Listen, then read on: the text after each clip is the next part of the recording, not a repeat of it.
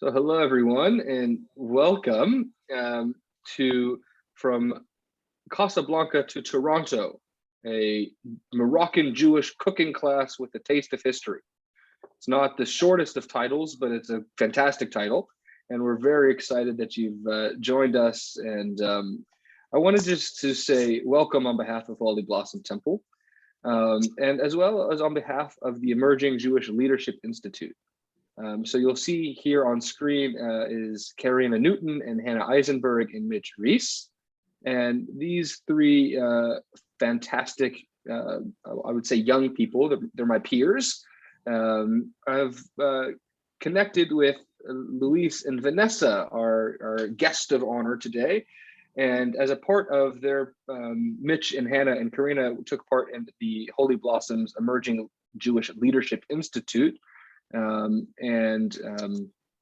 So we're thrilled that they're putting on this program as a project, we can call it a final project, I don't know, but it's the work that they are continuing from their time in the Leadership Institute. So I don't want to take up too much time. I just wanted to say hello and welcome and thank you for joining. And I'm going to turn it over to Karina to introduce our guests. Hello, everyone. Thank you so much for joining us this evening. We have an incredible event for you tonight. This mother-daughter duo are fantastic people and a true pleasure. Please feel free to ask any questions you may have in the chat and we'll answer them as we go. And we hope but know that you're going to have a wonderful time. So now I will hand it over to Vanessa to start us off. Okay, hi everybody. I'm Vanessa Lewin, and this is my amazing mother, Louise Lewin. She's going to be doing all the cooking for you tonight and all the presentation, and I'm gonna be the one running around in and off of camera here. But I'm gonna just start by saying that it has been an absolute pleasure working with Mitch, Karina, and Hannah. We've been on this for a few months now, and we are so happy and so honored to have been invited to do this. And we, even between the two of us, had a really great time preparing for this. And we hope you enjoy it. And we really do invite you to ask as many questions as you'd like. We won't be able to see them directly. I think Mitch is going to help us out if you do have any. But we're really looking forward to this. Mom, did you want to say anything? Well, I wanted to thank you for inviting us, and I want to thank Rabbi Goodman for welcoming us in his synagogue. Thank you. And yes, you need to know that Vanessa and I did all of this together. I am going to be the one putting things together, but we planned it together. So let's start.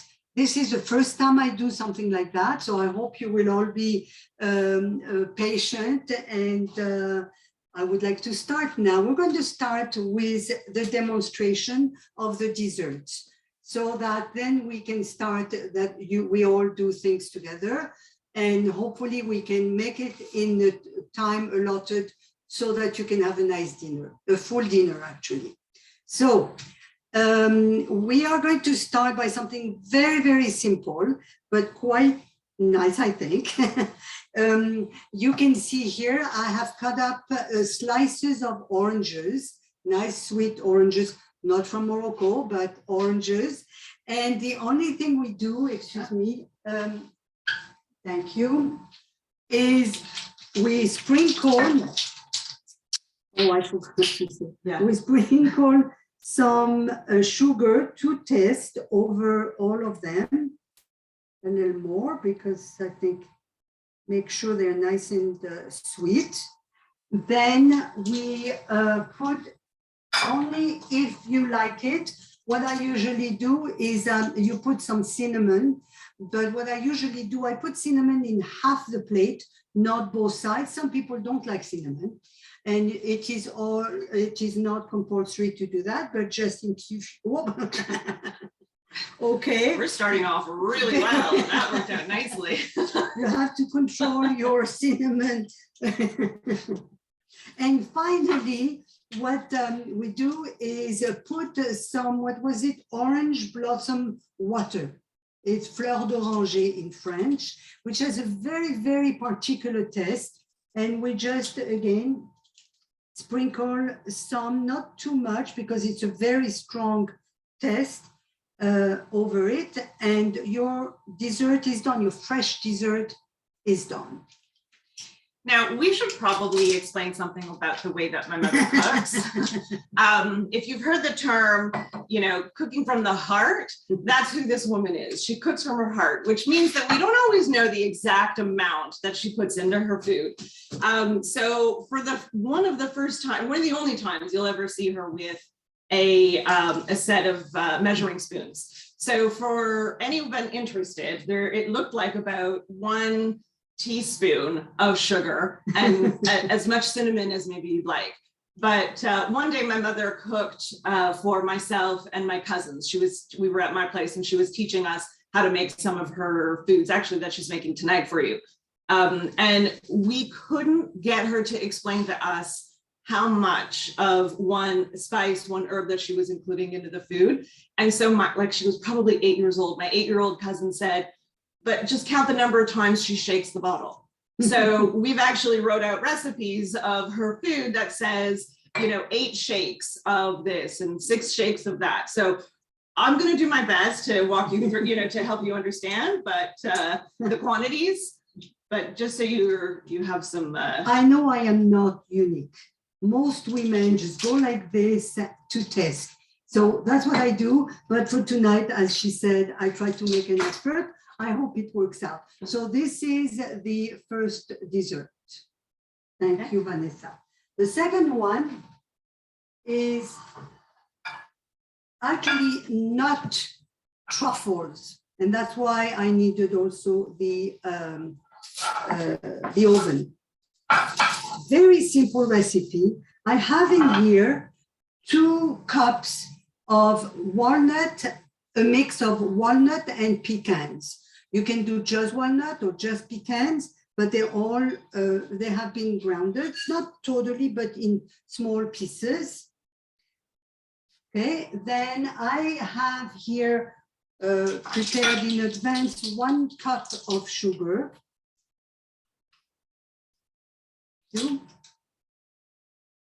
1 egg. She's a good assistant. Love it. I might hire you. Yeah. And a tablespoon of vanilla extract. 1 tablespoon. Yes. There. And that's basically it. Well, I'm going to start with this to mix it, but I will end doing it with my hands, because often that's the only way we can make things good. Thank you. And then it's the icing sugar. Okay, so just mixed it all. Can you all see properly? Yes, okay, I guess. Right. All right. And there you mix, it's all mixed together. Then I am going to make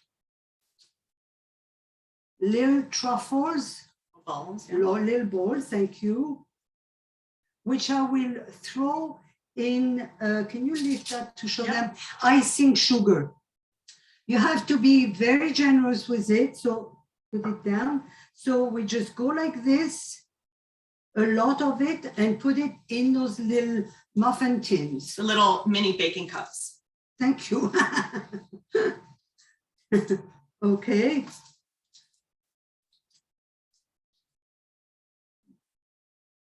Maybe you just make a few of these. Yes, that's right. I think I need a little bit of water to put my hand in it. Yeah. Okay. 2.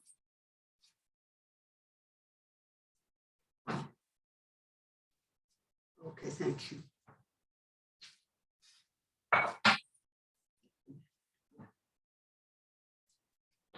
Okay, I'm going to make only 4 or so, just to show you, so we can move on. I think maybe even 3 is good. Okay, 4. You're 4. good. Yeah. Yeah.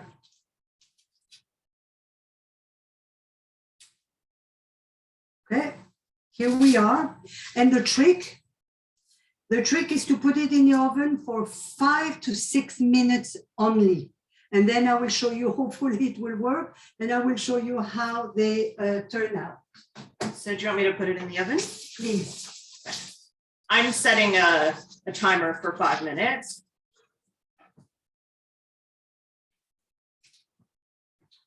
Okay, well, those are our desserts. And now we're going to start with your, thank you, with the salmon. And in 5 minutes, hopefully we'll have a good looking dessert. Yes. Okay, I hope everybody's ready. I put 4 pieces of salmon. You can, you probably have the number you desire for your family. And the way I do it, I start with olive oil. Maybe we'll start by saying what this is going to be. Oh, yes, you're right. Go ahead. What? Oh, it is a salmon in the oven, Moroccan style. So it's only, it's Moroccan spices. And by the way, I should have maybe said a few words about the spices. You will find throughout the whole hour that everything I will make has the same basic spices in it. We have, of course, salt and pepper, garlic powder, paprika, cumin, harissa, which I think we described in the message. And I have cut up also some garlic. We have parsley and cilantro. And basically, all of these spices will go in and give the Moroccan taste. This mixture gives it the Moroccan basic taste of food. So I would like to put, I will start with 1 tablespoon of olive oil. It's not a tablespoon. You didn't even finish. Doesn't know how to use the measuring stick. So. Of course I did. 2 steps. So basically, a tablespoon and a half per piece of salmon. That's right. Okay. Then some garlic pieces for the bottom. You will see. Can you see? Yes, you can see. Some 1 teaspoon. Measure with your heart, I think is the point. Okay, measure with your heart.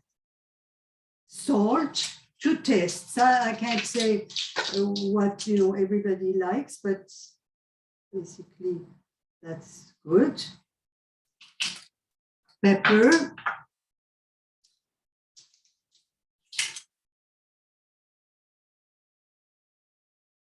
And if you're taking notes, that was a ½ teaspoon.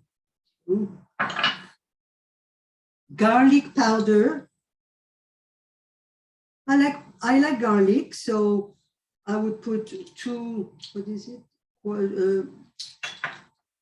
Half a teaspoon. Paprika.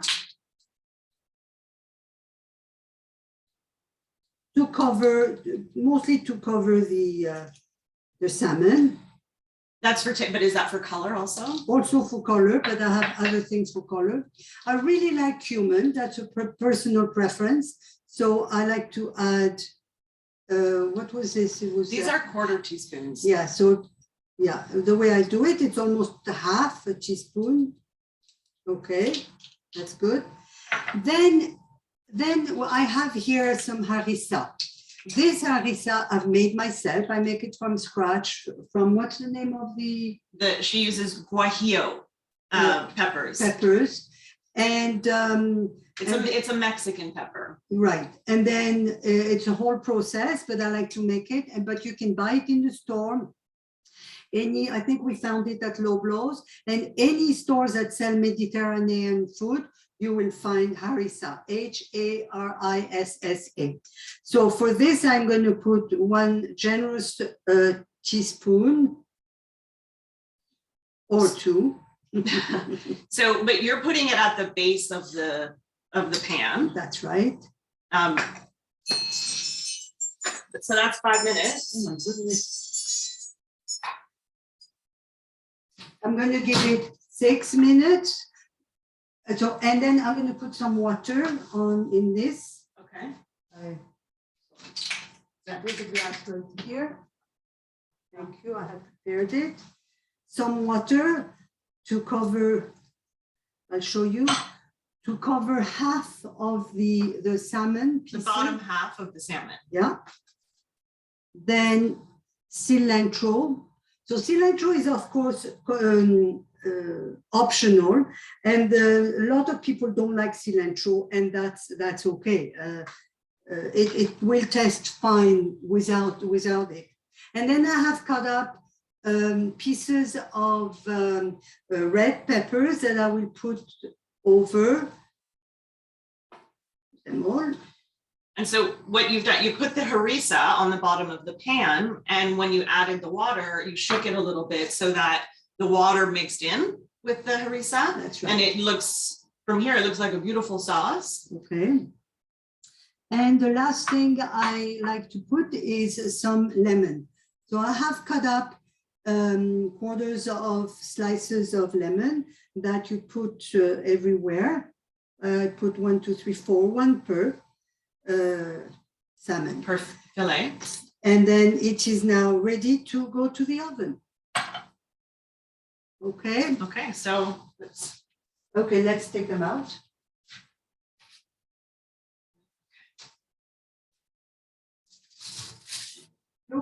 And that's what they're supposed to look like. it's going to be really hot. Yeah, okay.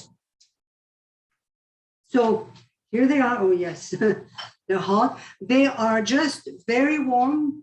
And once they cool, they will be nice and crunchy. And that's what they're supposed to look like. Good. Thank you, Vanessa. Oh, no. Oh, there. I don't know. Is that helpful? Okay.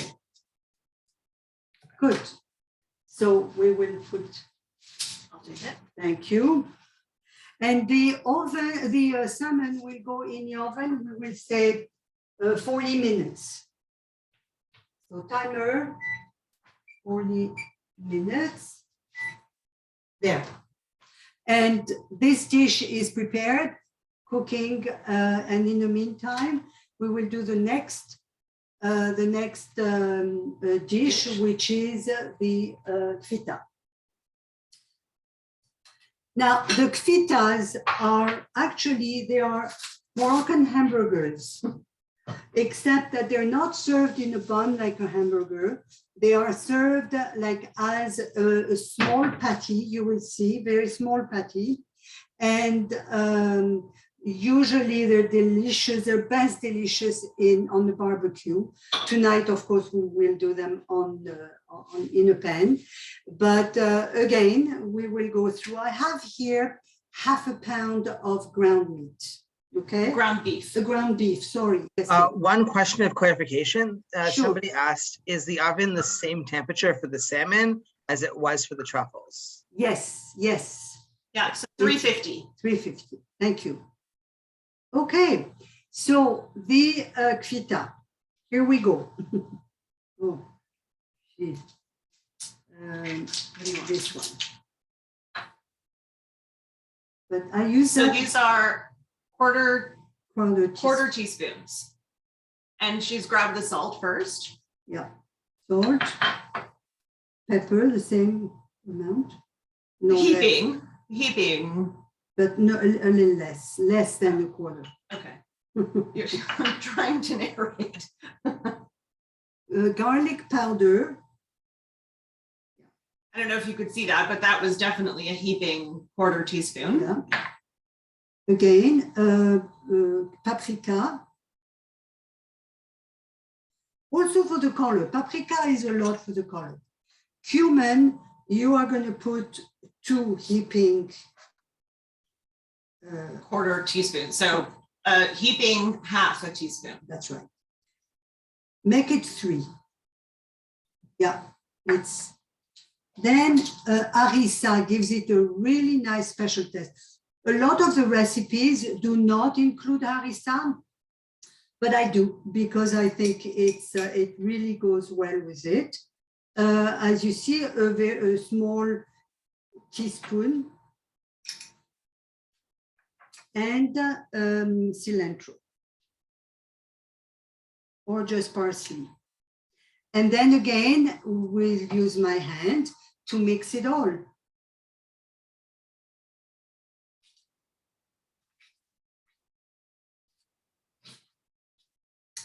I hope you are able to follow those who are cooking. I hope you're able to follow, that I'm not going too fast. Okay. So what's the best way? Yeah, you know, after you do this a few times, you will realize that it is so hard to know if you've put enough you know, the spices you like. So personally, I have developed a sense that I actually smell my meat, and so that, and then I determine whether I have put. I think I am missing actually some garlic. Okay. Do you want me to So do it? please, would you? Because my hands are now. Yeah. Oh. So I'm adding Yeah, that's good. another quarter teaspoon. Yeah, thank you. So I just put it in, and then I'm going to make my little patties. But if you look at them, they're probably less than half. They're small. The kfitas, Yeah. at least that we end up having at home, are typically Yeah. smaller than, she described them as a burger, but they're typically smaller than a A burger. lot smaller than burger. So this is the size I like to do them. As you see, look, actually the palm of my hand. And when they cook, of course, they will shrink, as you know. I've decided to put them directly on the pan so that when we cook, they will be ready to be cooked. And so then little hamburgers, they're not equally equal in size. It's always just by the fill. And I am going to make very quickly. That's 4, 5. So half a pound will give you about 8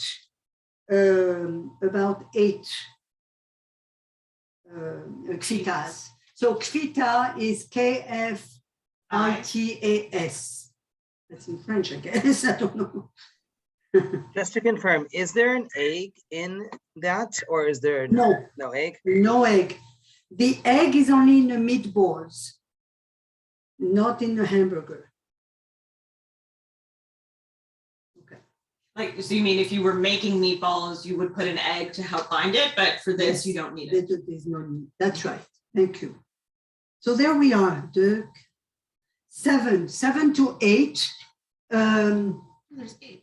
Is there 8? Yeah, there's 8. Okay, great. So I'm just moving these over to the stove for when we're ready. Okay. And Vanessa, Here, I put some water the for you. salad. Yeah. So she's just taking the opportunity to wash her hands after she's mixed.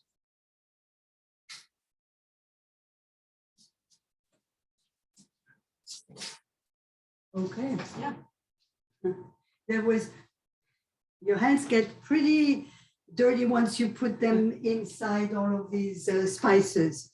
Okay, so the next thing is the salads. Which one would you like? So we'll start with the carrots. So I don't. So I've asked you to boil some carrots because of course, it would have taken much too long to do it online. So I don't know if you all own a little On the side? on the So that side. Can you see? Anyway, you Like a find, wavy. I'm sure you all have seen it at Kitchen Plus or all these kitchen places. So I boil my carrots so that when I dip into it, they go nice, but not too soft, a little bit al dente. That's my preference. And then the way I cut them is in an angle, diagonal, and I just do little slices.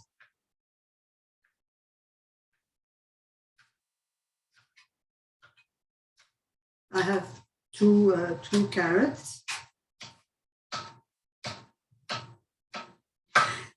You know, I definitely believe that food being presented nicely is half of it. So cutting your carrots this way, I think for me is more pleasant to eat than cut straight. So here are my carrots right here. And here we go. I will use some olive oil. Oh. That's Use the big one, yeah. the tablespoon. For 2 carrots, I am using 1.5 tablespoon of oil. So again, with the carrots, you have the choice of using either pressed lemon or vinegar, which is up to you. It's your choice. Okay. I will be using only half a tablespoon of vinegar, white vinegar. As for the oil, this one is olive oil and this one is canola. And again, depending on your own taste. Okay. And then salt to taste and pepper. I really love it. I know, that's okay. Let me see which one you're using. So she's using the half teaspoon measuring spoon. And for the salt and pepper, they weren't full. They were maybe half to 3/4 full. Right. Garlic powder, a very small amount. I personally don't love with carrots. The paprika is also for the color here, a little bit. Cumin, also. I tend to put about the same amount. Yeah, it seems like it. So almost a half to a little bit less of a. I'm learning something. Half a teaspoon, which is 1/4. Okay, a little bit of harissa, not too much, less than what we've been using. So maybe 1/4 of a teaspoon. And I am going to put a little bit of parsley and a little bit of coriander. Cilantro. Oh, coriander. Yeah. What's the difference? It's the seed versus the leaf. I don't know. Okay. And then, of course, you mix it. It smells actually delicious. So here it is. Here's the salad, which we'll show you again later. But I wanted to say something. Okay. I don't remember. No. That's okay. So that's a carrot. Yes, I know what I wanted to say. A lot of people like to put black olives in that in that carrot salad and lemon. It gives it a different taste, but it's basically the same recipe. Okay. Yeah, so next. So next I'm going to do the beet salad. The beet salad is, where's the? Oh, sorry. It is those, that you buy that are pre-packed. They're vacuum sealed. Vacuum sealed, that's right. They're vacuum sealed. and that's what I use. They're already soft enough and delicious. So I cut this in.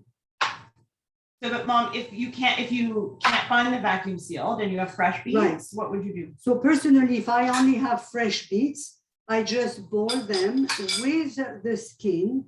It takes quite a long time because you need again to put your knife into it, and it has to be nice and soft. And that's the way I do it, but it takes a long time. I was very happy when I found this. So as you can see, I am cutting them in different shapes. You can do them in long, in quarters, in thicker, as you please. Some people like them very small as well, which is okay. Personally, that's my preference. There, I am only going to do one. Okay. And back in the bowl, I'm not going to use this one. No. You can take it. Okay. Thank you. Okay. With this, I do not put olive oil. I put canola oil or vegetable. I mean, if that's what you use, 1 tablespoon and a little, and half of a tablespoon seems to be 2. Vinegar, half of a tablespoon.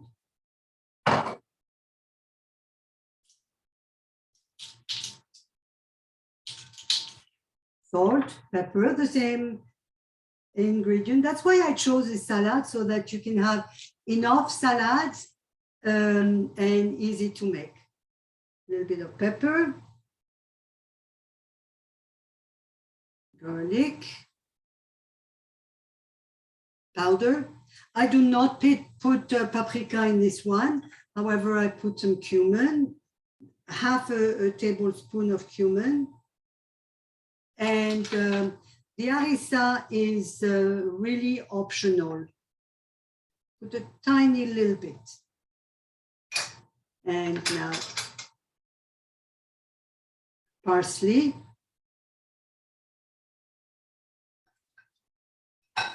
There. Toss it.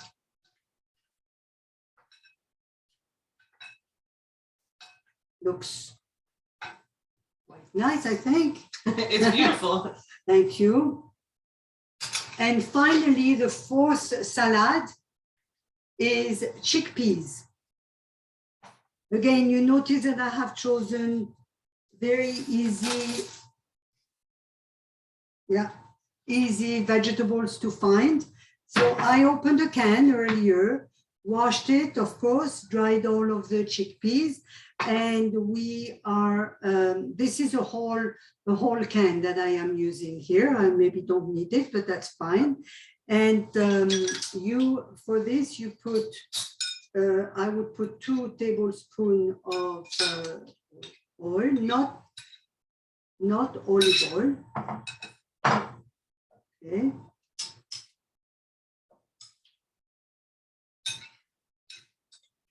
A little more than half of a tablespoon of vinegar.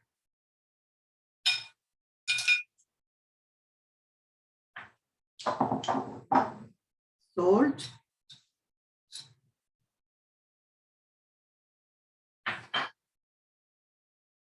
Pepper.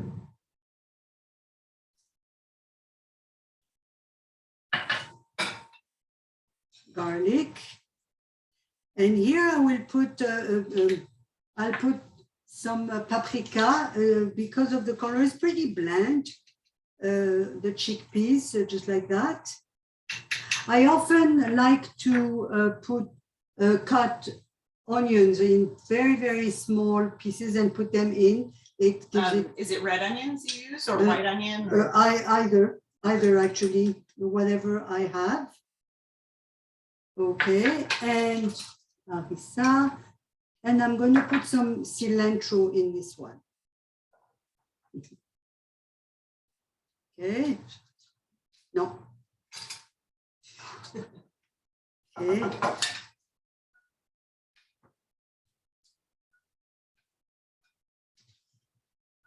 Okay. There it is.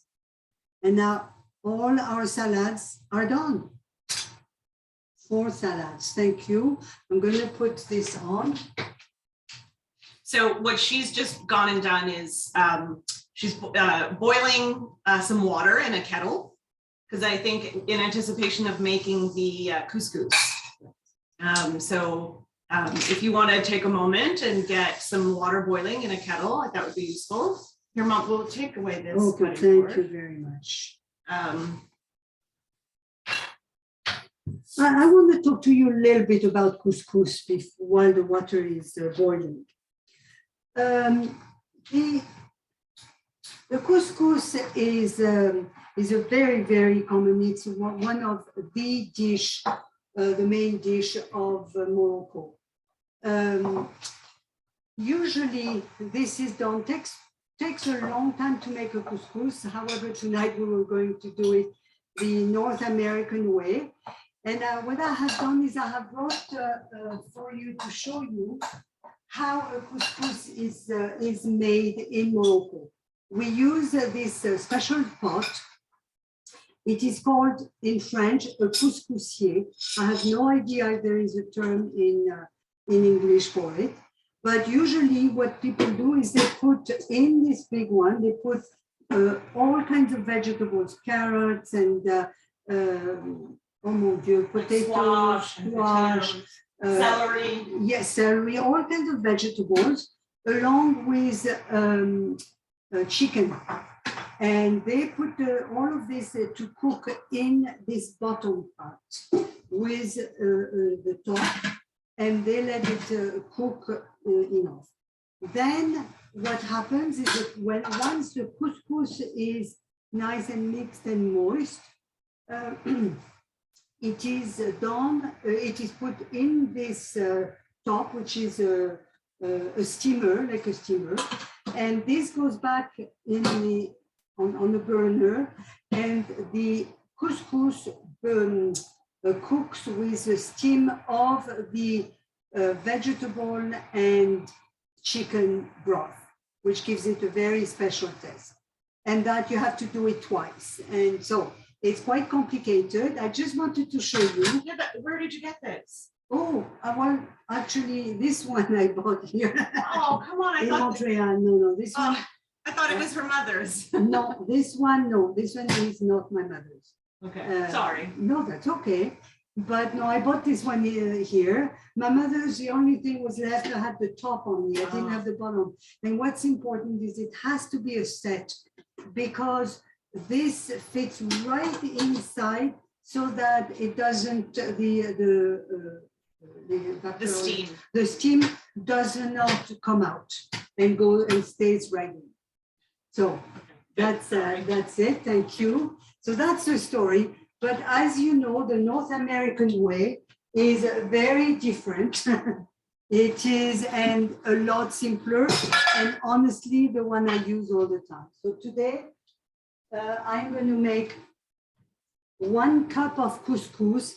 I use medium couscous. They have fine and they have, I don't know which other one, but I use medium. It gives the right thickness for me. And as soon as the water is boiled, which is about 1 more minute, I will be putting the same amount, which is 1 cup of couscous of boiling water. Perfect.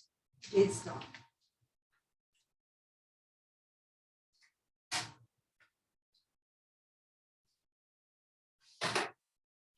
Yeah. So 1 cup of, it's a 1-to-1 ratio then, 1 cup of water and 1 cup of couscous. Exactly. And you probably all have done this many times. So I mix it, I cover it tight and let it absorb. And you can put it just, oh no, actually we'll leave it here, sorry. And at this point, that's all we're going to do with this couscous. And now we will prepare what I like to put inside. Some people don't put anything, they just make it with oil and then, and eat with the meat. Other people will do very, very caramelized onions to eat with it. Chickpeas actually goes very well with the couscous. So you have a lot of options. So what we're going to do now is, so I'm gonna grab the laptop and move it. So I apologize for the interruption. It's good that you come here because I would like to show them how nice, just a minute, the salmon looks. Let me bring it out. Okay. Sorry.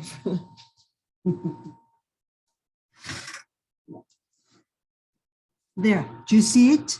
Yes, they see it. I don't know what I'm doing, sorry. That's okay, that's fine. Okay. Okay, well, what I am going to do now, because I think we have gone a little faster than I had expected, I'm going to put it at just a little bit higher, 375. Sorry, why are you doing that? Because I want to make sure they understand. Because I think we have another 15 minutes for it to cook. So I want it to cook faster. So you want it to cook faster. So you're increasing the temperature of the oven to 375. That's right. Okay. Here, do you want to put it higher? Huh? Okay.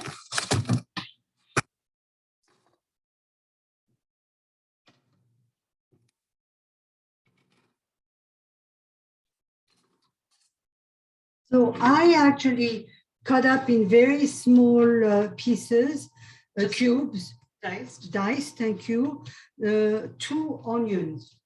And then we'll see if, it might be too much, but of course it looks like there might be a question.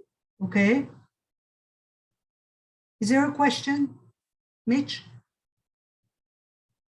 No, we were able to answer it. The question was, did you just increase the oven to 375 for the salmon? So we were able to answer it. That's right. Thank you.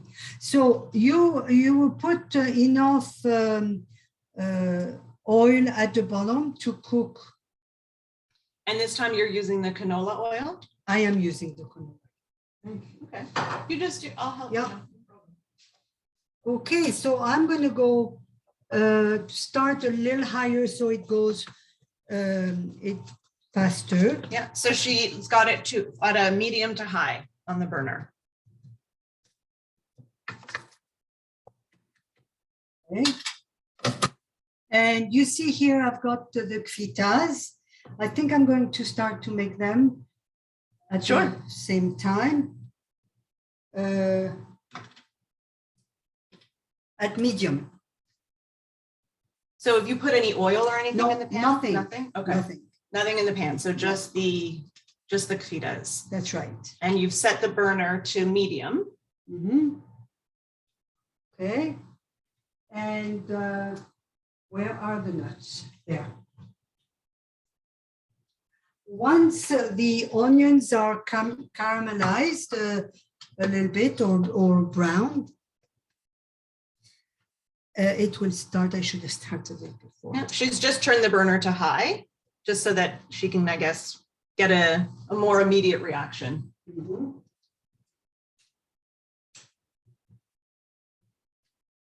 Right. There.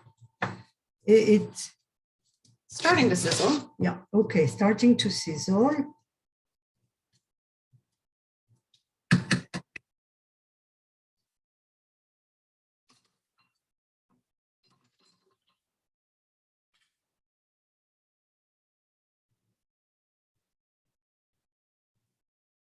Okay, so these are going slowly, but this is not. It will happen. You said it, huh? It was going to take longer. Okay, it's starting to happen. For the purpose. Oh yes, I'm sorry. No, I was going to ask for the purpose of the demonstration and just to kind of help keep things moving along, should we remove some of the onions or? I don't think it will make it. Okay. So what's happening on our end is everything is starting to sizzle. So we've got the onions going and we can kind of see the fajitas starting to brown also. While this is happening, I would like to show you just a cookbook called La Cuisine Juive Marocaine. It's in French because we all, as you can hear in my English, my first language is French, and I will explain to you why. This is a cookbook that has, of course, every recipe that is similar to the book that is for the Muslims. So we have basically the same cookbook, but the Muslim cookbook is only different by one thing.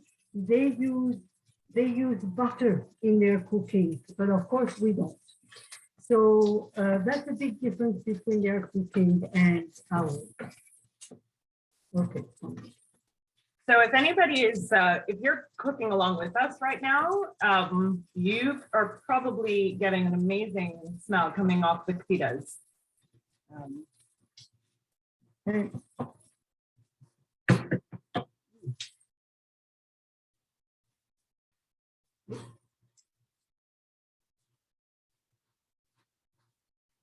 You see they're shrinking, and the bottom has the oil from the fat From the meat. from the meat. Yes.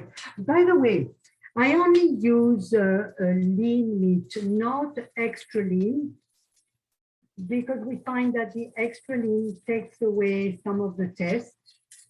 So, not medium beef, that is way too fatty, but lean.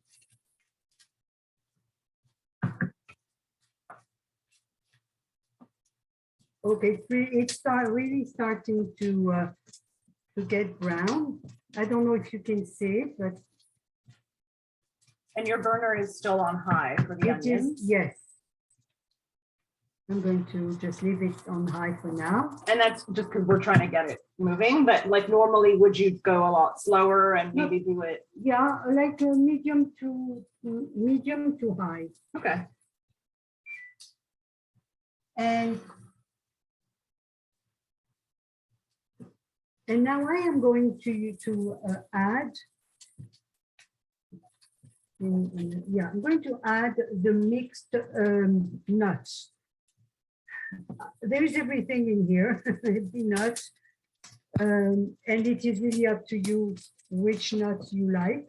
I like to buy the mixed one that are already pre-done, and I just add them 1 cup with two onions.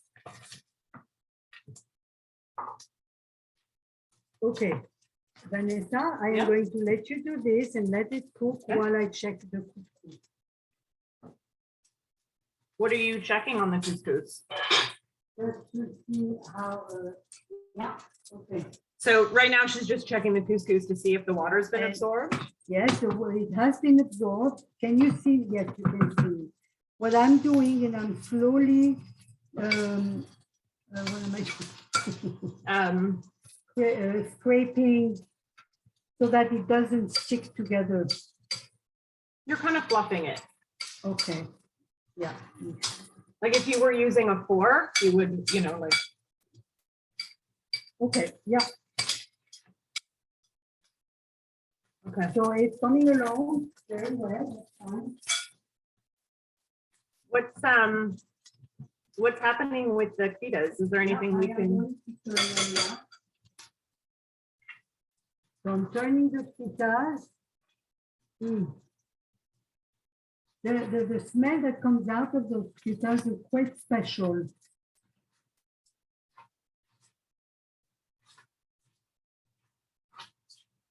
And so you know it's ready to be turned over when not only is it brown, there's like it's a little more on the crispier kind of well done side. Yes. Okay.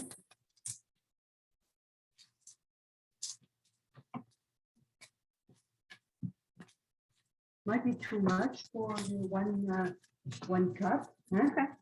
We'll see. Oh, I forgot one salad. Let me keep going.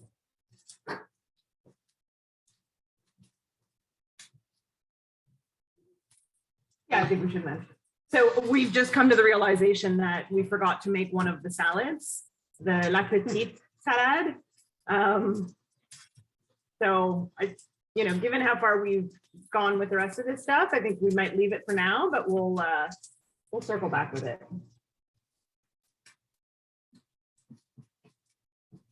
Yeah, don't worry. That was one of the salads that we decided was like, if anything, if you could make it in advance, that'd be good. But Okay. it's more labor intensive and very similar to an Israeli salad. So Right. let's And focus I on have the sent- delicious dishes that we have going on now. Okay. Thank Actually, you, Mitch. I have sent the recipe. The only thing I want to say is for that salad, I do not put any of those Moroccan spices. It's just a fresh salad. Oil, vinegar, salt, and pepper. That is my preference for that salad. So, and it goes very, very well with the feta. We have another question from the audience in regards to with the couscous and onions. Other than the canola oil, did you put any other seasoning in either of them? Only salt and pepper I will put once I have the couscous inside. So nothing in advance. No, to prepare the couscous, it was just water. The seasoning is going to happen once she does she adds the rest of this mixture. And no, there was no additional seasoning to the onions and nut mixture either. Okay. So I'm going to now transfer the couscous with the onions. They're now, brown and we are going to fold the couscous in.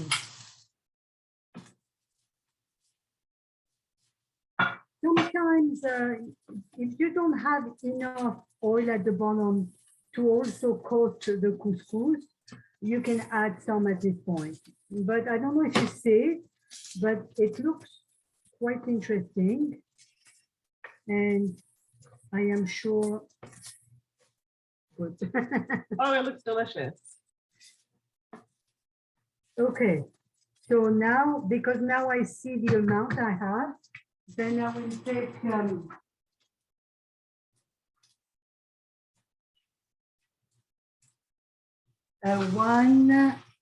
I start with 1 teaspoon of salt. But once you test it, you will realize how much you like. I think that's enough. That looks good. Yeah. And a little bit of pepper, always less pepper. And that's it. So, Vanessa. And it is done. So as I said, I Can I chose, turn it down? yes, it's off actually. As I said, I chose to do this couscous tonight because of the timing. But if you, there is a lot more recipes for couscous, but you can have vegetables. Prunes are delicious with it. I'll take it. Yeah. So Prunes- I've turned the burner on the oven off, and yeah. Right. Actually, it's all done. Okay. So Mom, maybe just help them understand what they're looking for with this. Okay, the kfitas, well, I think as you said, make sure they're done just like a hamburger. You make sure they're done inside to your liking. Is it, well done or a little pink? That's up to you. It's good both ways. And just let me put it back here. I turn them a couple of times just to make sure both sides get done. And I think they are actually ready. So, okay. Okay, so Vanessa, I would like to do that. Preparation. Okay.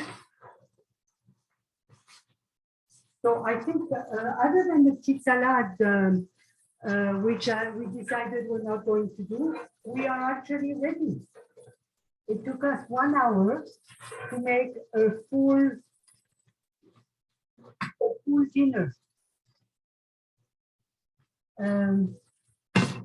So as we get ourselves organized a little bit on our end, are there any questions about anything else? Okay, so we've turned the burner off. So we just got a question, just if you're able to show us that cookbook again while you just get everything organized for the next part. Someone just wants to know the name just so they can go and buy it. Absolutely. Okay.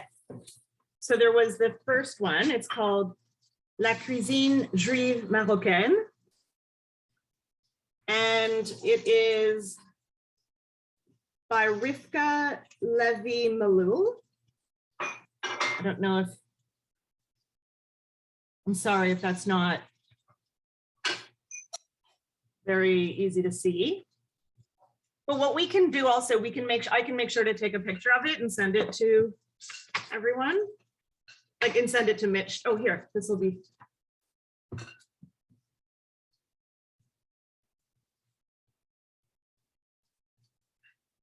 Is that helpful? Is that what you were looking for?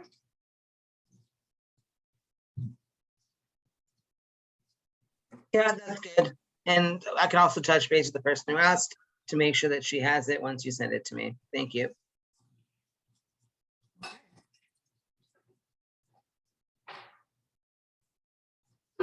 I'd love to know if people were cooking along and how it went on your end. Did anybody prepare all the salad or any of the salads or of the food as we were going through it? I mean, all I can say is my partner, she's cooking as we go along, and the kitchen does smell absolutely delicious. So I am personally very excited to try it. Okay, great.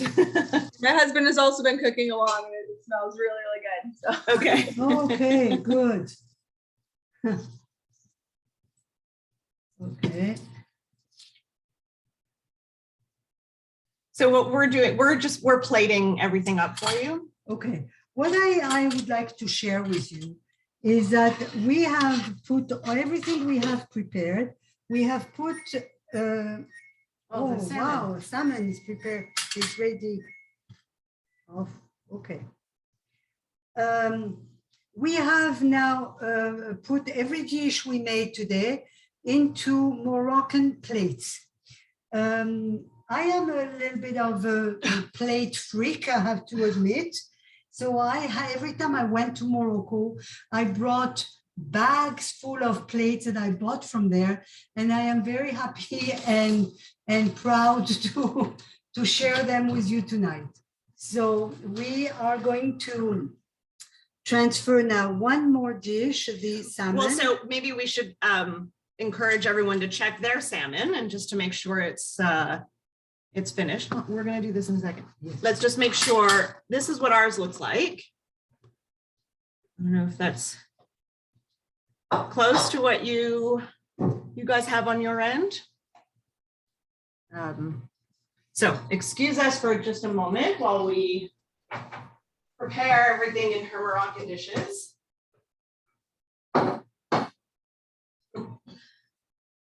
And I'm going to move you one more time.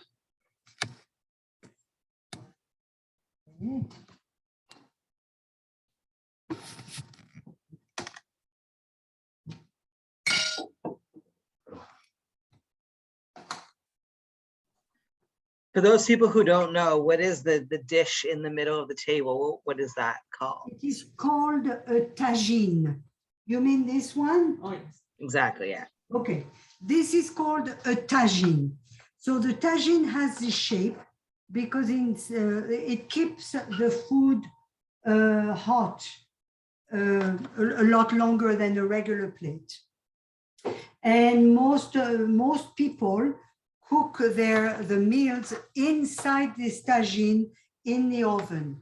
However, I don't do that because if they get ruined, then I'm afraid I can't go back to Morocco that often to replace them. So I usually prepare my food and then transpose them into the dishes.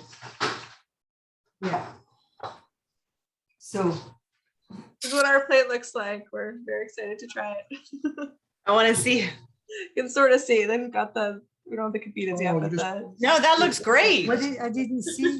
Hannah showed her plate. Oh, great. Oh. So the couscous is inside of this dish. No, move it back. Okay. Mom, am I right that in Morocco for Shabbat, people would bring their tagine full of their meals and into the communal? Okay. No, That was not, it's not a tagine. It was just an aluminum pot. Oh. I don't know, how do you call the Friday lunch meal? The Saturday. Saturday, I'm sorry. Saturday lunch meal, Mitch,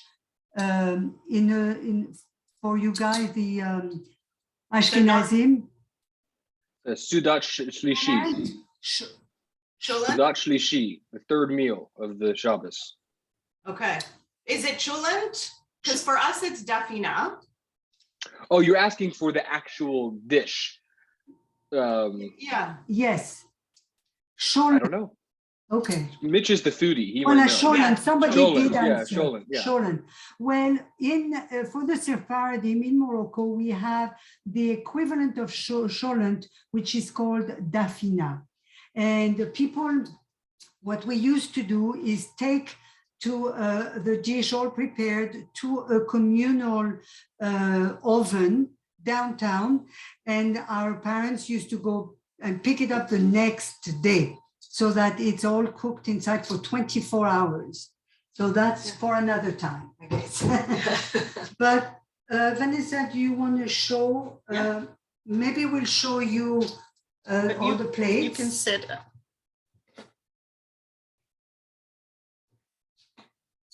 And you may have noticed she really does have many of these Moroccan dishes, even on display in our house. We did not do that for tonight, okay? Yeah, so I would like to just show you, I had prepared the petite salade. Oh, there it is.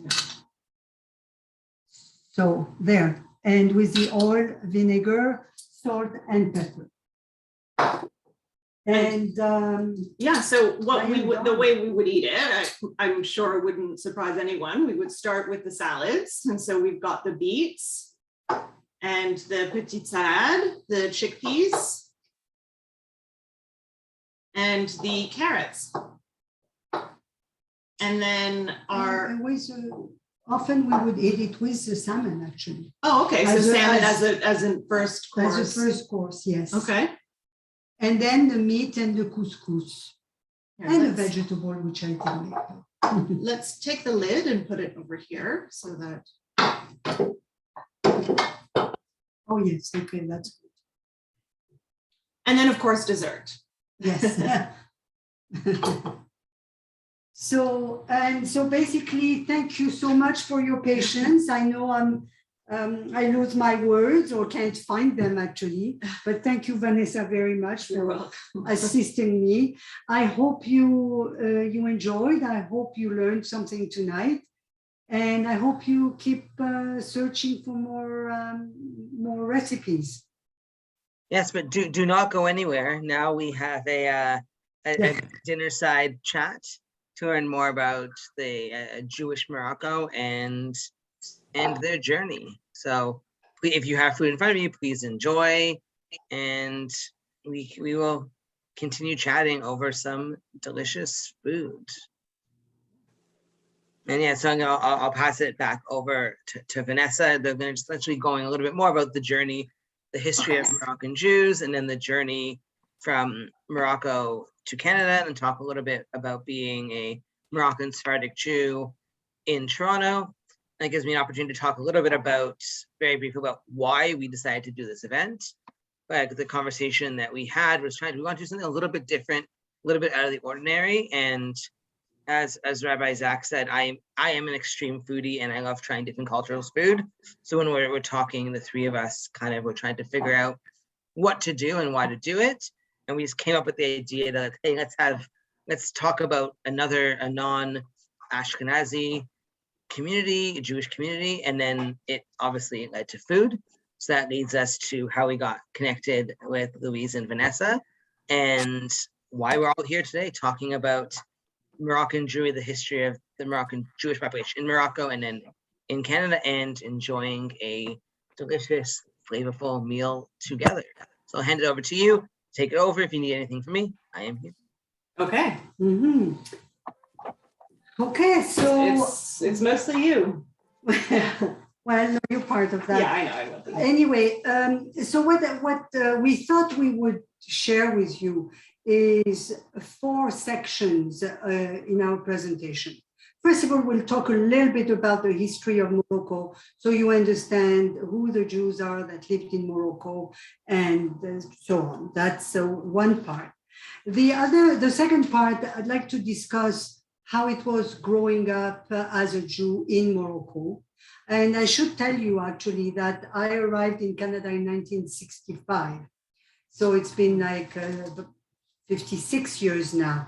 So how was it when I was growing up in Morocco as a Moroccan Jew? Thirdly, we'll talk very quickly about the exodus of the Jews from Morocco. And fourthly, we'll talk about Toronto, our life in Canada as Moroccan Sephardic Jews, and how we were able to pass it on to our children. So basically, that's what we are doing. Hopefully, I'll be able to make it quick, not too long, but No, it's so interesting. okay, So well, thank you. So basically, in Morocco, you will find 2, I'm going to say types of Jews, which is maybe the wrong word, types of Jews, but you'll find what we call the ancient community. Those Jews who have been there from forever. And personally, I haven't done the research to know exactly where they came from, but they are there as Moroccans. And the other Jews that you find in Morocco a fair amount of are those who left Spain under the Inquisition.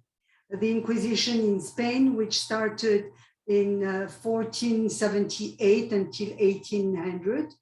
And so those those Jews in Spain who refused to convert to Catholicism left and tried to find refuge in many countries, some of whom refused them, but Morocco did accept them.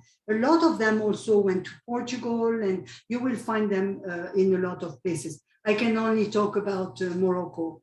Most of these people started in the north of Morocco, which was so close to Spain. That's where they landed, in Tangier, Tétouan, the north. And to this, I just want to say one thing, because it's precious to me. From the Inquisition arrived in Morocco, one of my ancestors called Yitzhak Ben Walid, who is a rabbi, and a rabbi that is still to these days celebrated every year. People from all over the world go. It's in March, I think, we have the celebration of his death. In Morocco, people from all over the world go to honor him. So he is he's buried in the north of close to Tangier. And actually we went, and Vanessa will talk a little more about it later. We went, and just to tell you that out of the whole cemetery, the Jewish cemetery, there is one mausoleum, and it is the one of the rabbi, my ancestor. So Yitzhak Ben Walid is his name. Anyway, so that's that for the arrival of the Jews. And Then another very important part of the history of French is from 1912. Morocco was under French protectorate for 50 years, from 12 to 56, during which time the king that was there, Mohammed V, went in exile. Mohammed V was a great friend of the Jews, and he was in exile. And for 50 years, we lived in Morocco under the French government. This is the time that I actually grew up in Morocco. And that's why my first language is French. That's why we did all our studies in French. And but in 1956, and that's why also I don't speak Arabic. A lot of people do speak Arabic, but I don't for that reason. As when of course, the French left Morocco in 56, the king of Morocco, the fifth, came back, and the Jews were very happy, as I said, because he was a great friend of the Jews. He, unfortunately, he died shortly after in 1961, which was one of the reasons the Jews started to leave Morocco. One of, because his son, the son of Mohammed II, which was Hassan II, was going to take over, but the Jews were not sure how he was going to be towards the Jews. So our parents got a little bit afraid for us and accepted to leave the country. But there was other reasons why the Jews left. Is of course and foremost because of the creation of Israel in 1948. It was a Jewish state, the Jewish state. The objective and the desire and the wish of all the Jews of Morocco, most of them, was to go to Israel in the Terre Sainte. And so unfortunately, because Terre Sainte meaning the sacred land. Sacred land, that's right. Unfortunately, because Israel was not recognized as a state by Morocco, then the people who wanted to go to Israel were not able to just take a plane and leave. So the Zionist groups in Morocco got organized enough to help those families who wanted to get to Israel, and they helped them leave by clandestine way in the back roads and so on, all the way north of Morocco, take a boat across to Marseille in France, where there was, a refugee camps waiting for them. To that effect, I just want to share with you the fact that we're very proud to have had my brother-in-law, my sister, who is in Canada, of course, with us. He was one of the Zionists who helped a lot of Jews go to Israel. And that's something we often talk about and are proud of. The last thing I am going to know, and the other thing is that I wanted to say is that when I grew up in Morocco, there were about 200,000 Jews, which was, I think, one of the largest amount of Jews of the North African countries. And unfortunately, today, there's only 2,000 left. So you can imagine how difficult it is for us. So this is a gist of the history of the Jews until I left, actually. Now we're going to go to the second part of how was it when I was growing up in Morocco. As most of you probably know, the Jews lived in, I'm going to call them ghettos, which were called in Arabic Mellah, M-E-L-L-A-H. And the Arabs lived in what we call Medina. But the Medina, the Mellah were together close by, one next to the other. So which means that both Arabs and Jews lived very much together were very much friends. Their children played together. Actually, there was a story I would like to share with you. There was a producer, a Moroccan Muslim producer who just produced a movie that was brought in Toronto a few years ago, and he was invited to talk to us. And it was about the actual living of the Jews from Morocco. And the first question, of course, we asked him is, but you are a Muslim, and why did you make a movie on the exile, on the Jews leaving Morocco? It didn't really make sense to us why they would do that. And he said, very simple. He said, one morning when I was 12 years old, I went out to play with my friends, to play ball, soccer outside our house, like we always did every morning. And all of a sudden, 2 or 3 of our friends who were Jews were not there anymore. They left. So there are those people who would leave clandestine at night. And he said that that affected him so much that he looked into it later on in life and made a movie about it. And he says, we lost our friends, and that was difficult. Anyway, so we were living kind of together until later on when people started to move out of the Mela and Medina. But in Morocco, we had Jewish schools. We had one called the Alliance Israelite, just for the Jews. We had synagogues in every city where there was Jews. There was never any issue. Our parents socialized also with Arabs. So did we at school, of course. And actually, there's one thing I'd like to share with you is that my father, who was a fencer, became a member of the fencing club of Casablanca, and he was the only Jewish there, part of this club.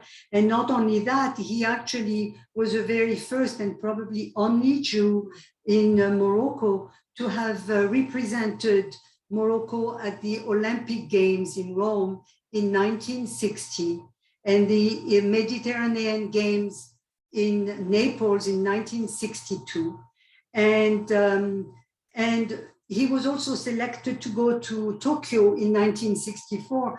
Unfortunately, I had an accident, and that prevented. He stayed back because he wanted to not leave me behind and go to Tokyo. I'm sorry he didn't, but anyway, the point is that he was a Jewish person representing Morocco, which is quite extraordinary. The other thing is that we were all very much involved in the culture of the general culture and the culture of Morocco. For example, my mother was in theater in a conservatory of music. I played the piano, I did ballet, my sister, all of this made us mix with all the Muslims and the French, of course. My sister played piano as well.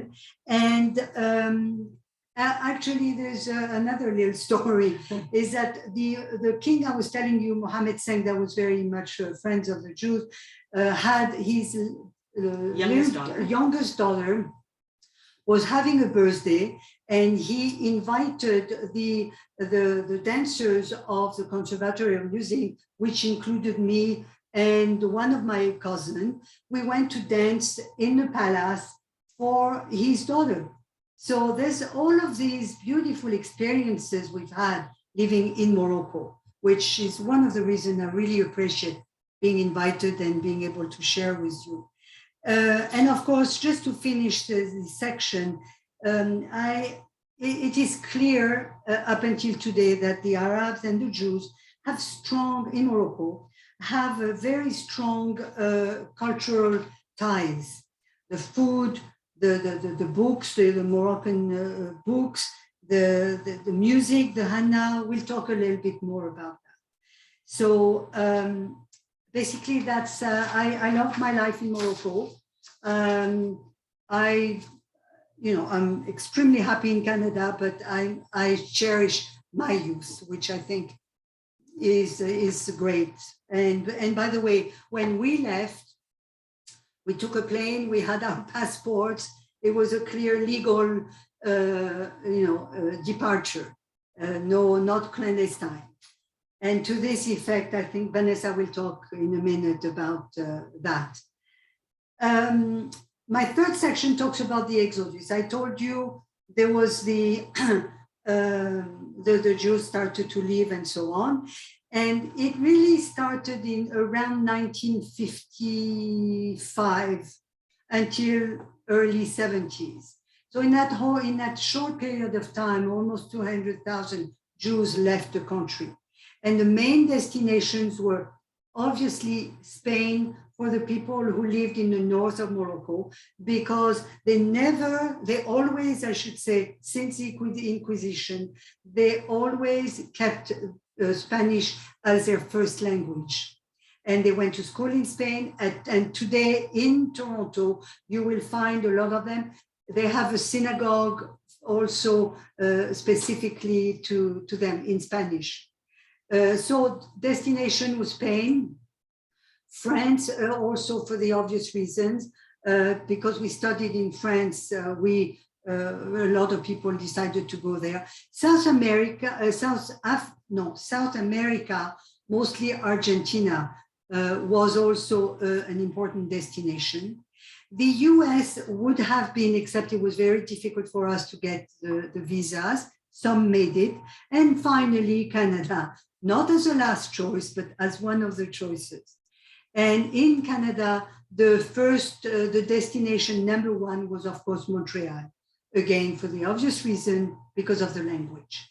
Most of us were French, spoke French, studied in French, so Montreal made a lot of sense. And in Toronto, a lot of the Spanish, the people from the north came to Toronto for them to learn another language, English, as opposed to French. So when we arrived, we chose Toronto because my sister and her husband, the person I talked to you about earlier, had come to Toronto, so we just joined. And my father being also from the north, it made a lot of sense. So there was about 7,000 Moroccan Jews in Toronto when we arrived. So that's basically. And in Montreal, there were 25,000 Jews in Montreal. Very, very strong Moroccan community in Montreal, still is, and still very tied together. So that's my third. And finally, so I can let Vanessa talk a little bit and I don't choke anymore.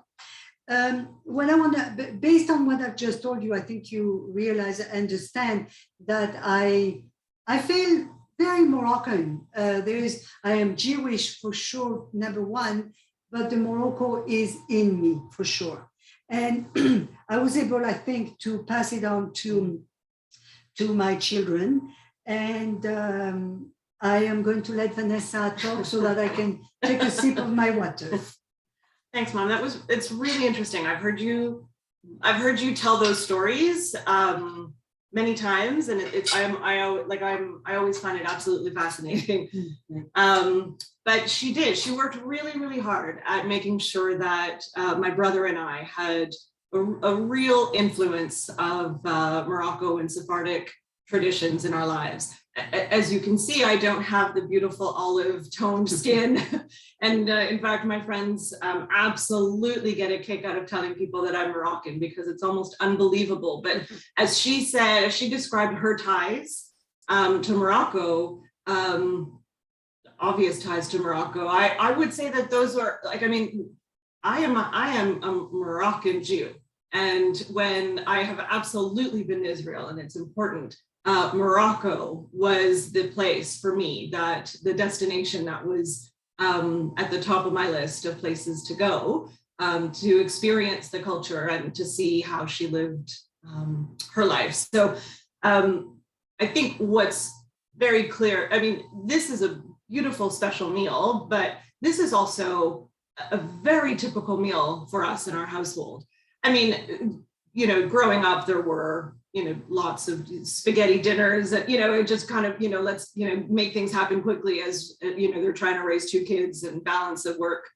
But every Jewish holiday, every special occasion, our table looked like this. Whether we were celebrating someone's wedding, a new child, whatever it was, and in anybody's home that we would go to, whether it was my aunt's, the tables all looked like this. The food has always been such an important part of our culture and what really brings us together, and frankly sets us apart from a lot of other cultures around. In terms of bringing us together, one of the other really exciting traditions for us as kids is known as the Mimuna. And that is at the end of Passover, to break Passover. The way I would describe it for my friends, it was we set a table full of foods that we weren't allowed to eat in the last week. So everything that all the things that we restricted to celebrate, the Passover holiday, we would fill the table with the desserts and the cakes and the pastries, sweet things, all for the purpose of inviting people into our homes, coming and tasting from our table, and then leaving and going to the next home and the next home. And so as a child, when we all lived in Toronto and maybe closer to each other, I have incredible memories of all my uncles and all the male cousins, because it's the women stayed at home and made sure their tables were full of all of these sweets, and the fathers would grab the children and would really just hop from one house to the next. And it was, yes, an exciting night for us because of the theme and the sweets on the table, but a really unique experience of being able to have our dad, our uncle, all these, these people coming into our home and celebrating the end of Passover with us. Basically, everyone is invited on that night. Oh, the door is absolutely open. And actually, door is open in Morocco because we all lived so close together. The doors were actually open, and we used to go. Yeah. And we don't do it anymore in this way. Toronto is. Everybody's moved out. And so it's really not practical to have everyone drive to one person's home or the other. And so my aunt is very involved in the Moroccan Jewish community. And she is pretty instrumental in creating a community mimuna. And so everybody goes to this one spot, this one hall or location. Kahila Center. The Kahila Center? Yeah. Okay. And celebrates the mimuna at that night. So and I have to share with you that about 400 to 500 people show up on that night, and more would come, but the room is legally not allowing us to have more. So it's a more modern way of continuing that tradition. Other traditions that I have to say, this one's my favorite. The other traditions is the henna. Which would happen before a bar mitzvah, a wedding, bar or bat mitzvah. But growing up, I always said that for my wedding, all I would need was the henna. And I actually did have a henna for my wedding. Mm-hmm. And the highlight of the night for my husband and I, but also for the people around us who had never participated in anything like that. It is so rich in culture. We change. We wear the different, like a special dress that you don't just. I think I borrowed mine from my aunt. Always borrow, because it's such a special dress that people lend that dress to different people, different brides. Yeah. And the music and the dancing, and of course the henna itself. Everybody gets some henna put in their hands, and as kids, it was absolutely incredible to watch it stain our hands, like the skin for days going to school afterwards and having to explain what it is. And it's always been, I mean, being a Moroccan Jew in Toronto has always been just really, everybody's always just so absolutely interested in the traditions, and because they're quite unique. You were going to say something? Yes, I was going to. Okay. The last thing it's that I know most of you are also very familiar with is the Khamsa. I don't know if you can see that clearly. I will show another one here.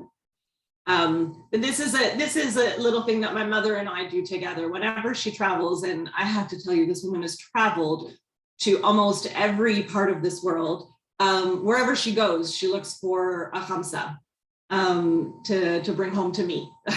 So that's just a little tradition that we've created between the two of us. And actually, sorry, I started to talk about food. Also, some of my most amazing memories as a child is before somebody in our family got married or was having a bar mitzvah, all of my great aunts would come together into the kitchen and make this times 300, times 400. I mean, just really for large crowds. And I would have to say that most of the time they were making it, because the food is so unique and so interesting and so good, they were really making all the food for the event. And yeah, so it was a lot of fun. It was so much fun. While they were cooking, yes. Yeah. Mm-hmm. The stories that are in half French, English and Arabic, and comparing recipes, and my mother did it this way. And those are actually some of my really memorable experiences as a child when it comes to being Moroccan. And the food, and of course my mother's food happens to not only be my favorite, but objectively speaking, most people in our family absolutely line up and would drive quite far to have dinner at our house. So I don't know if okay, well, great, Vanessa. I think the way she described it is the way I always wished this generation could do that. What I want to say, just one part, and then I'll give it back to Vanessa to conclude. In Toronto, I and my family are very much in contact with the Muslim Moroccan community in Toronto. We attend each other's events, we organize events together, we get invited, in a lot of their events and ours. We work with the consulate, with the embassy, and there is a committee that Vanessa mentioned earlier. My sister is, Claire Ben-Ezra, is very part of this. The CJMT is involved in most of these. And also, again, I want to share with you an exciting moment in my life, is that because of all of our involvement and how we always help each other, the Muslim and the Arab in Toronto, when a few years ago, it was about 10 years ago, I don't remember the date exact, but about 10 years ago, I was personally recommended to be invited to Morocco, to go to Morocco to be part of the coronation of the king anniversary. The anniversary of the coronation of the present king. And that was such an experience that was quite incredible. What they do is they not only invite all the dignitaries in Morocco, but they invite 150 people across the world that have made a difference in the Moroccan culture. And I was felt very honored to be chosen and to go to Morocco. And what was so exciting is that in our group of women, there were about 56 women, there were only 2 Jewish women, myself and another one from South Africa, 2 women, and there were 8 men that were, I don't know, from all over the world, but Toronto, Montreal as well. The event, would need another session like tonight to go about. And when Vanessa talks about food, never seen that before. I have never seen that before either. So that was a great honor, and I'm like to tell people. One last thing Vanessa will talk about, which I think is a highlight in our life as well, and then we will conclude. But before I do talk about this highlight, when she talked about being a freak when it comes to the plates. Well, she's kind of turned me into one as well. I don't know if hopefully you can see that. These are she actually brought home a set of these Moroccan dishes from Morocco on one of the many trips that she took. And of course, I begged her to bring back a set for myself. And so I do have a small set that looks like this. So this next bit is going to talk about the trip that we took together with one of my cousins. The three of us went on this pilgrimage back to Morocco. And while I had many objectives for this trip, one of them was to get as many of these dishes as I could. But would you believe, not only do they not make this pattern any longer, the facility had actually burnt down. So I wasn't able to get more for my set, but what I have is absolutely perfect. But we did get to go to Morocco, and this was in 2010. And to call it a trip would be to would not do it any justice. We did an absolute pilgrimage back to Morocco. So my mother gave my cousin and I this gift of going back to visit not only Morocco itself, which is an absolute gift, but we were able to visit the homes they lived in, the schools they went to, some of even we had ice cream one afternoon, Oliveri, I think it was called. Yeah. And our experience in Morocco, I think we were there for almost 2 weeks, was beyond, I think, all of our expectations. We were greeted by people who just absolutely loved the Jews and were so happy and so welcoming to us. I was in Morocco once as a child in 1986, and one of my memories from that trip was so many of the Moroccans that we came across would tell us how much they missed the Jews and how Morocco was such a better country when the Jews were there. And I'll tell you, in 2010, we had the exact same experiences. And I don't just mean the one guy or the one taxi driver or the hotel that said that to us. We were there for 2 weeks and we consistently got the exact same reaction and welcoming from people. Actually, the very first, we arrived at the airport and I gave my passport to the, gave my passport. The guy opened it, looked me in the eye and said, "Welcome home." Yeah. That's the kind of welcoming back in Morocco. And as my mother described earlier on, we have this very celebrated rabbi in our ancestry, and getting to experience not only just visiting his tomb, but they've turned his old synagogue into a museum. And so being able to walk through it was really magical. And so we've got some really great pictures from it. But that was in Tétouan. Yeah. Yes. Yeah. So, and in Tétouan, in Tétouan. Yeah. They've actually got there's a road that's named after this rabbi. And my mother's, we're Louise and Vanessa Lewin now, but her maiden name is Ben Walid or Ben Galid or Ben Walid, depending on where you are and how you want to say it. But there's, so there's a road named after this rabbi. And there's one of the striking things that we found when we were in Tétouan was there's a small Jewish organization, and I really do say small because at the time that we were there in 2010, there were only 13 Jews left. Yeah, in Tétouan. In Tétouan, in that part of Morocco. There were 14, but a couple of weeks earlier, somebody had passed away.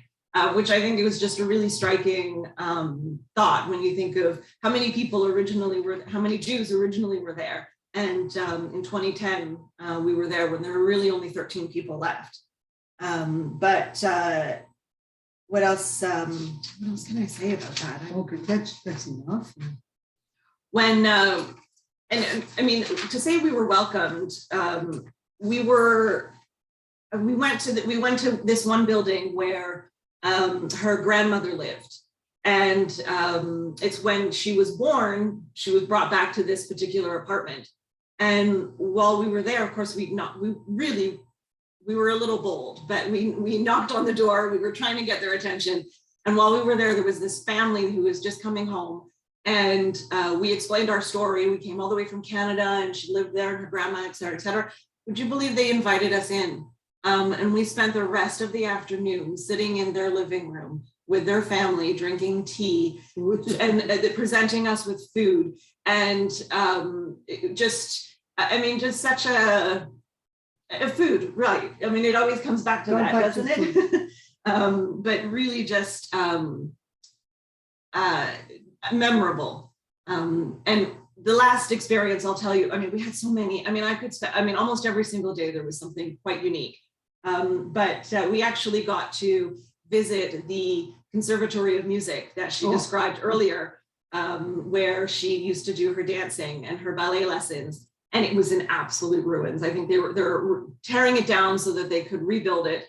And we were walking on planks to get to, to visit it. And we actually were able to get to the ballet bar. And so we've got this really amazing picture of my cousin, myself, and of course my mother at the ballet bar doing some pliés. I mean, just knowing that we were able to, I also felt comfortable, if that makes any sense, being there. It felt like home. We did get to go to people's homes for dinner, and the food was exactly like ours. We'd be in restaurants and we would order, we intentionally ordered dishes that we know that my mother makes to do a comparison. And they were the exact same dishes and the exact same foods. So it was really, it was really comforting being there in Morocco. Yeah. Okay. Well, I think we have proven that I passed it on, the love of Morocco, and the relationship, I think, is key. Just to conclude, you probably all know and have heard that Morocco has recognized Israel, has recognized the state of Israel, and have now started economic discussions, and there are flights that go from Tel Aviv to Casablanca. And I think it's a testament of what we have gone through. The King of Morocco right now, which is Mohammed VI, is so good to the Jews that he has given, not too long ago, about 5 years ago, he has given the permission, the money for all the synagogues and the saint places of Jewish people, enough money to rebuild them and to renovate them, so people can come back to their youth and their people. Thank you so much for listening to our our love. Our love story with Morocco. Our love story with Morocco. And of course, if you have any questions, but we have talked a fair amount, and I apologize if it was too long. Holy cow, our battery is free. Okay. No, we're good. Go ahead, Mitch. I'm gonna say thank you both so much. This was everything we could imagine it would be, and more. Like this just was an idea that the three of us came up with, an event surrounding culture, food, of some, like, to open up people's eyes and teach them. And this is more than I could have ever imagined. The event came, we had 25 people. I just want to say thank you again for leading this. It's mind-blowing, and I very much appreciate it. And you definitely have taught me a lot and taught everyone else here a lot. So I just want to say, on behalf of myself, Korea, and Hannah, Thank you so much. It really was a Thank you. pleasure. Yeah, Thank you for giving us this opportunity. yeah, thank you. Thank you. Thank you. I'll extend that to thank you to Mitch and Hannah and Yes. Karina for organizing on behalf of the entire Holy Blossom community. We appreciate your time, for being with us, sharing your stories. I would say there was 25 devices, so it could be, you know, a lot of you. I see there's a couple of folks in those devices, so we had some nice impact and a nice reach. And we really appreciate every one of you who's on screen or just a name on the screen as well for joining us and taking the time. We know there's a lot of options these days for online programming and evening, and there's a football game on. And so we really appreciate you joining us and cooking with us. And I don't know, laughing, I will say laughing with us too. Both of you are absolutely charming. Just a lovely evening to get to be with you. So Thank you. maybe we won't say goodbye, but maybe we'll just say until next time. Until next time. Until next time. Thank Thank you. you. Take Thank you care, very everyone. Thank you. Wow, it was great. Okay. Yeah. Thank you. Thank you. Mitch, I believe you're the host. Could you stop recording?